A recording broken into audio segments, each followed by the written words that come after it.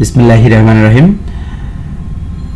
আজকে আমরা যে ভিডিওটি দেখতে যাচ্ছি এই ভিডিওটি বাংলাদেশ কাস্টমস এক্সাইজ ও ভ্যাট কমিশনারেট খুলনা, পদের নাম হচ্ছে সিপাহী। তারিখ অর্থাৎ হচ্ছে পরীক্ষাটি অনুষ্ঠিত হয়েছিল 9/12/2022 তারিখে। এখানে টোটাল নম্বর ছিল 70 নম্বর এবং টাইম ছিল 1.5 ঘন্টা অর্থাৎ 1 ঘন্টা 30 মিনিট। এখানে বাংলা বিষয় থেকে 20 নম্বর প্রথমত আমরা দেখব।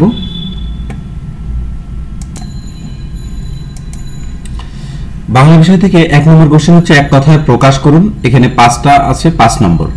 ক নম্বর অক্ষীর সমীপে সমক্ষ, যা চিবিয়ে খাওয়া যায় চর্ব, বীরের ধ্বনি হুঙ্কার, যে অনবরত রোদন করেছে রৌরুদ্যমান, শ্রদ্ধার যোগ্য শ্রদ্ধেয়।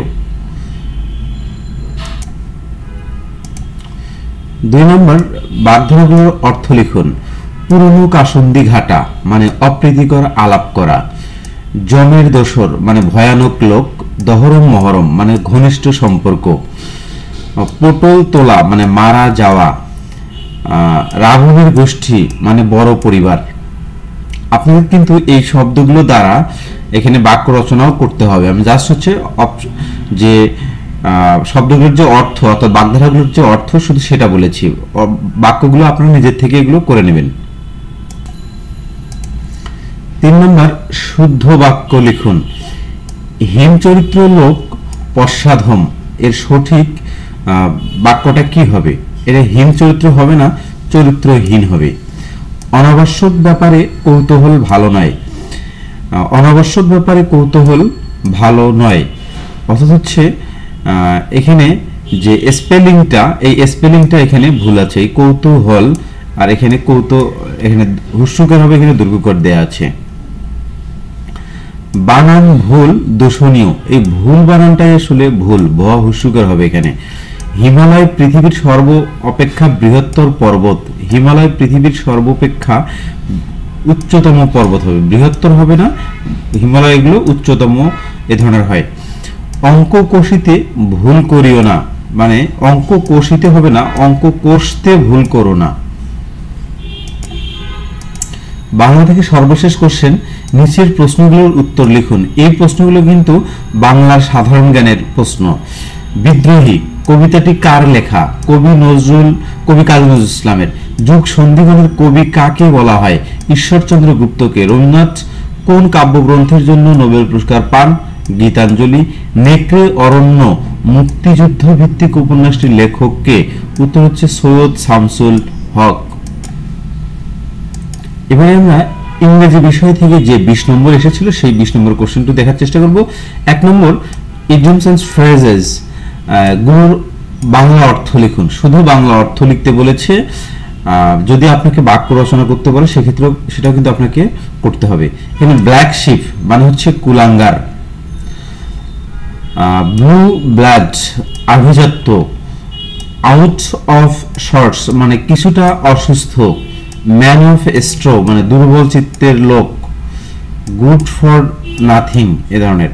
প্রোনস অ্যান্ড কোনস মানে হচ্ছে খুঁটিনাটি বা ডিটেলস বলা হয়, গুড অ্যান্ড ইভিল বলা হয় এটাকে। এই অ্যাডভান্টেজ অ্যান্ড ডিসঅ্যাডভান্টেজ লেখা আছে এখানে। এই 5টি ছিল আমাদের হচ্ছে ইংরেজি ফ্রেজ অ্যান্ড ইডিয়মস থেকে কোশ্চেন এসেছিল। এবার আমরা দেখব অ্যাপ্রোপ্রিয়েট প্রিপোজিশন থেকে 5টি কোশ্চেন। 1 নম্বর কোশ্চেন হচ্ছে I am going dash office, I am going to হবে এখানে, গোয়িং টু অফিস। হি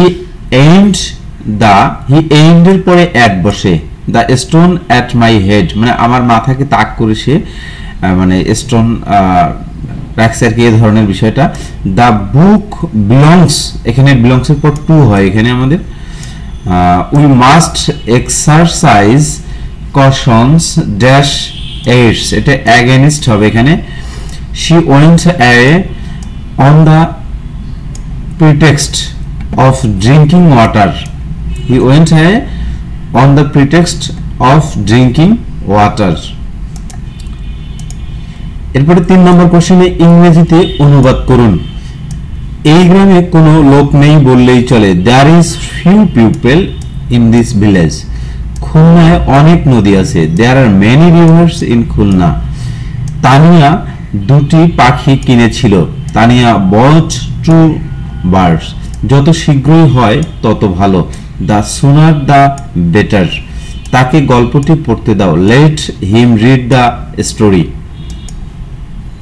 এবারে ইংরেজি থেকে সর্বশেষ কোশ্চেন 4 নাম্বার কোশ্চেনে আমরা দেখব use right form of verbs.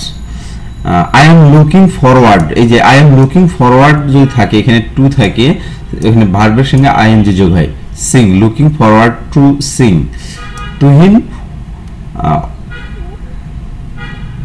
Would rather, এখানে উড রেদার হ্যাভ হবে, have some coffee taken tea, some coffee then tea. Stay there until I come. It dash rains for 4 hours. মানে it has been raining for 4 hours. I wish that the party dash on Tuesday. Party were on Tuesday. এবারে আমরা সাধারণ জ্ঞান থেকে যে 15টি question এসেছিল এই 15টি question দেখার চেষ্টা করব। বলছে এক নদী রক্ত পেরিয়ে গানটির গীতিকার কে? খান আতাউর রহমান। বাংলাদেশের জাতীয় ফল কোনটি? উত্তর হচ্ছে কাঁঠাল। বাংলাদেশের সর্বোচ্চ বেসামরিক রাষ্ট্রীয় পুরস্কার কোনটি? স্বাধীনতা পুরস্কার, বাংলাদেশের জাতীয় এবং সর্বোচ্চ বেসামরিক পুরস্কার। ভাষাঞ্চর কোন জেলায় অবস্থিত? ভাষাঞ্চর নোয়াখালী জেলাতে অবস্থিত।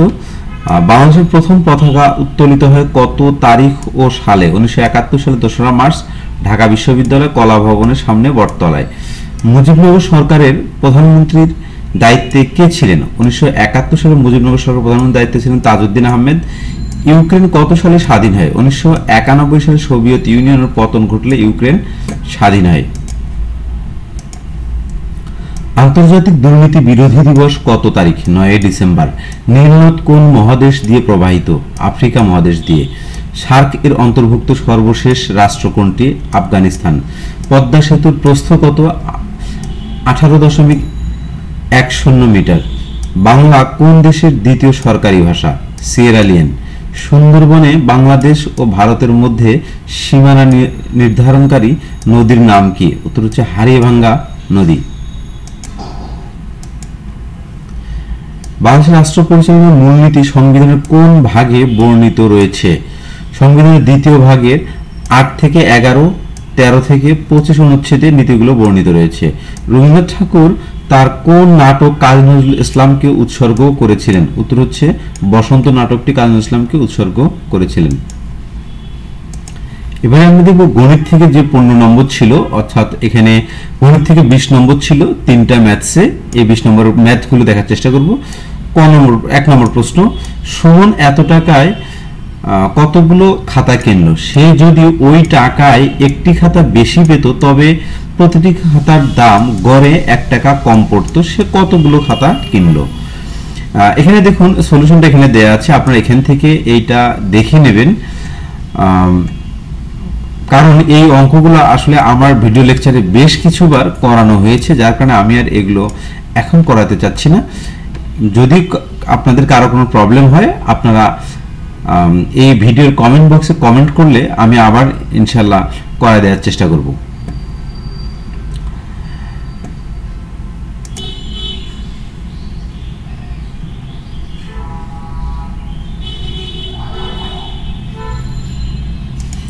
এখান থেকে আপনি সলিউশনটা দেখে নেবেন। এরপরে 2 নম্বর যে ম্যাথসটা, এই ম্যাথসে যদি আমরা এখানে বলা হচ্ছে 20 মিটার দীর্ঘ একটি কামরার মেঝে কার্পেট দিয়ে ঢাকতে এত টাকা খরচ হয়। যদি ওই কামরার প্রস্থ 4 মিটার কম হয় তবে এত টাকা কম হতো। কামরাটির প্রস্থ কত? এটা বের করতে বলেছে।